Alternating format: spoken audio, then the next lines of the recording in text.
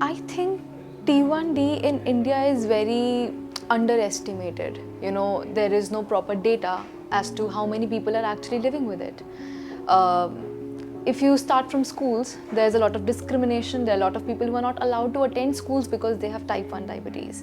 Then there's unawareness, there's a lot of stigma, myths.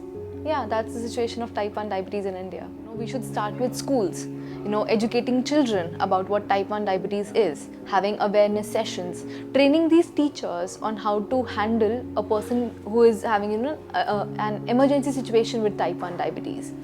So I think starting from the grassroots levels will give us a kickstart. Also, we do not have any policy in India regarding diabetes. Specifically type 1 diabetes, there's only a guideline. So the guideline is not enough. We need a policy so that people can know that what type 1 diabetes is, how it can be improved, how it can be managed. Type 1 diabetes is not a one-person disease. So, when a person is diagnosed, you are already told that the family has to come together to support you.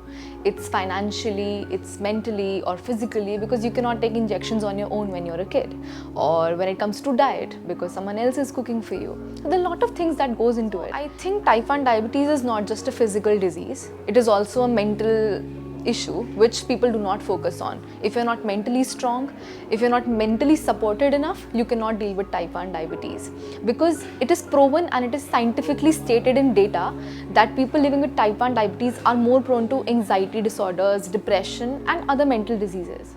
My learnings from type 1 diabetes have been that it is very unpredictable. If one day you're taking insulin for a pizza, maybe 5 units, and your sugars are okay, and the next day you're doing the same thing, the results are gonna vary. And that's okay, I guess. It's okay to live with type 1 diabetes, accept it, and seek help when you need. Because if you don't seek help at the right time, you're gonna grow up believing that it's your fault, and it's not. So yes, it is not your fault.